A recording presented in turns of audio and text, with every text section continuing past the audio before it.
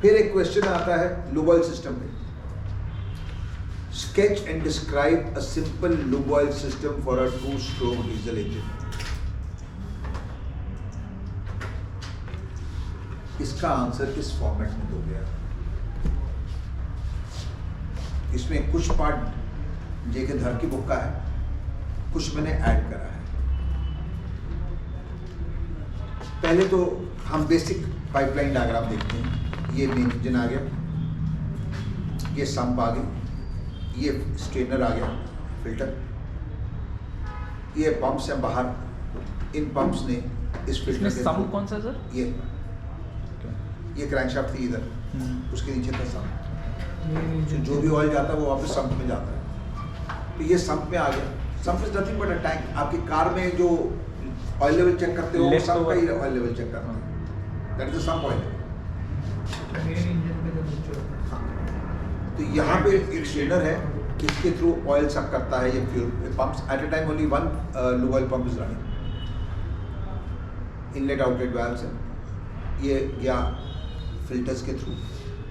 Filters के बाद इसकी टेम्परेचर, क्योंकि इंजन से निकल रहा है तो टेम्परेचर हाई है, उसको ठंडा करना है। इसमें सी वाटर इन होता है, सी वाटर आउट होता है। याद रखिए, कूलर में सी वाटर इन हमेशा नीचे से जाएगा, ऊपर से नहीं। ये एरोज उल्टे लगे हुए थे जेके धर की बुक में, तो मैंने सीधे कर दिए। Inlet is always from down. Why?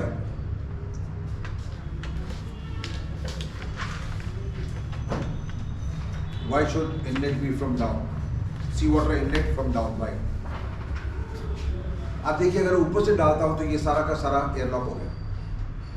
अगर नीचे से डालता हूं तो एयर एस्केप करती जा रही है मेरी लिक्विड लेवल पर।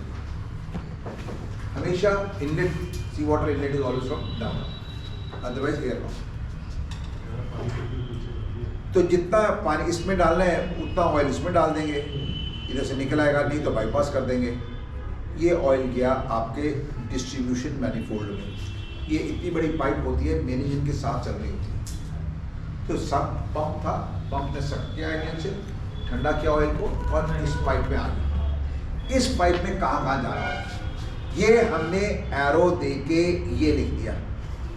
To the crankshaft, to the camshaft, to the turbocharger, to the crosshead, to the piston cooling. ये बात समझ आ गई? सो एक पार्ट तो मैंने ये लूब ऑयल सर्किट पूछा 2-stroke इंजन का।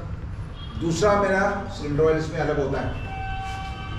सो मैंने यहाँ पे cylinder oil tank, service tank, इसका फ्लो मीटर, और ये गया इनटू द इंजन। जो लाइनर होता है सर, लाइनर लुब्रिकेशन क्विल से जो आपने बताया। हाँ जी, क्विल से इधर होते हैं। ये दूसरा पार्ट ऑफ द आंसर आ गया। अब तीसरा पार्ट ऑफ द आंसर है कि यही लूब ऑयल जो सम्प में था, मैंने उसको सक किया प्योरीफायर के पंप के साथ, प्योरीफाई किया, वापस इसमें डालता गया। ये कंटिन्यूसली मैं प्योरीफाई करता जा रहा हूँ इसको as long as the engine is running. So examiner का मैंने क्वेश्चन पूरा तीनों पॉइंट ऑफ व्यू से आंसर दिया। ये लास्ट वाला पार्ट से प्यूरीफायर का एक बार पूछा था बेटा। अब we have to, this is 20,000 liters of oil. That's a lot of oil. So we need to keep it in a certain degree of cleanliness. क्योंकि आपका जो स्टफिंग बॉक्स के थ्रू कंटेमिनेशन जा सकती है। आप जब इंजन में काम करने जाते हो तो जूतों वगैरह से कचरा जा रहा है। We need to clean it. पानी कंडेंसेशन हो रहा है, तो प्योरीफाई करते जा रहे हैं। Why purify? Because water also has to be condensed water. तो वो कंटिन्यूसली प्योरीफाई करते जा रहे हैं उसको। And this is going to some other time और सम टू सम, अच्छा, सम to some, some to some. तो सर जो प्यूरीफायर होता है, जो प्यूरीफायर Basically वो कचरा के अंदर लगा होता है, उसी के अंदर लूब ऑयल प्योरीफायर। तो वहीं से ये तो सीधा पाइप दी हुई है आपने। फिर ये क्लीन करता रहना पड़ेगा बार बार प्यूरीफायर को। सबको क्लीन करते हैं। Now purifiers nowadays you don't get manual cleaning type, you get auto clean. Auto clean में क्या है? I can have a timer. मैं इसको पूरा डिस्लरिंग प्रोसेस जो है ऑटोमेटिक पे डाल दिया। 1 घंटा डाल सकता हूँ, आधा घंटा डाल सकता हूँ, 2 घंटे डाल सकता हूँ। अपने आप को खाली करेगा, बाउल को साफ करेगा, फिर से चालू करेगा। We open the purifier once in 2 months for cleaning it. पहले twice a day we used to open it immediately. Nowadays it's all open once in 2 months. Sir ये पिस्टन की कूलिंग है, क्रैंक शाफ्ट की जो cooling हो रही है, the loop hole is going to the cross head right, and from cross head through the piston rod and the connecting rod. Oil गया आपका हर मेन बेरिंग के ऊपर, मैंने आपको पाइप दिखाई थी, मेन बेरिंग में आ गया, मेन बेरिंग से कहाँ जा रहा था, क्रैंकशाफ्ट के अंदर जा रहा था, उससे कहाँ गया, फोर स्ट्रोक में तो कॉन्डॉट के अंदर चला गया, फोर स्ट्रोक में कॉन्डॉट में चला गया, इसमें कॉन्डॉट में नहीं आता, इसका सिर्फ इस बेरिंग को करना है। कौन से बेरिंग को, ये कनेक्टिंग रॉड के बेरिंग तक, ये पार्ट करना। अब एक लाइन वहाँ से हमने ले ली going to the crosshead guides, तो क्रॉसहेड में जाता है, क्रॉसहेड से इनको लुब्रिकेट करेगा, क्रॉसहेड बेरिंग्स को लुब्रिकेट करेगा, क्रॉसहेड को लुब्रिकेट करेगा, स्लिपर्स को लुब्रिकेट करेगा।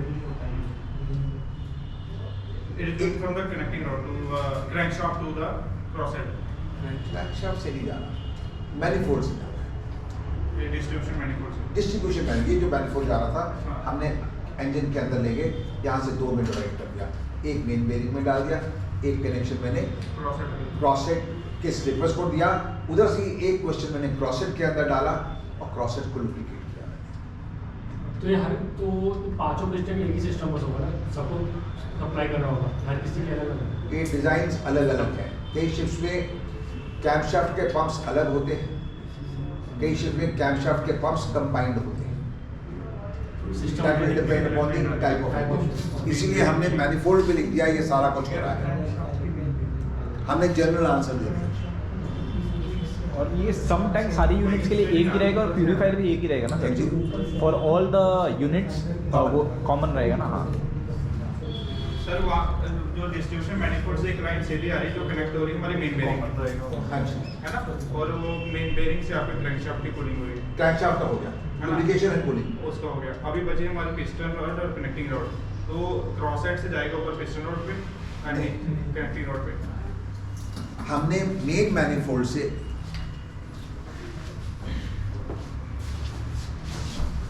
ये मेन मैनिफोल्ड आया, मेरा पंप था, तो पंप से मैंने मैनिफोल्ड में डाल दिया, यहाँ से मैंने हर यूनिट के मेन बेरिंग में ले ली पाइप, कॉमन इधर से एक और लाइन ली मैंने, ये वाल्व के थ्रू जा रही है, रेगुलेटिंग वाल्व है, प्रेशर एडजस्ट कर सकता हूँ मैं इससे, ये गया पिस्टन कूलिंग के लिए। ये पिस्टन कूलिंग का जो ऑयल है वो जाता है क्रॉसहेड के साथ, एक ऐसा आर्म होता है जैसे ये है ना, आर्टिकुलेटेड आर्म इसको कहते हैं, इसके थ्रू जाता है ऊपर, क्योंकि ये नीचे ऊपर जा रही है कनेक्टिंग रॉड, तो इसके थ्रू हमने डाल दिया टू द पिस्टन कूलिंग। अब रहा आपका क्रॉसहेड वगैरह का, कई इंजन में इस पिस्टन कूलिंग का ऑयल जो ऊपर जा रहा है, इसी से एक टैपिंग ले लेते हैं हम गोइंग टू द क्रॉसहेड।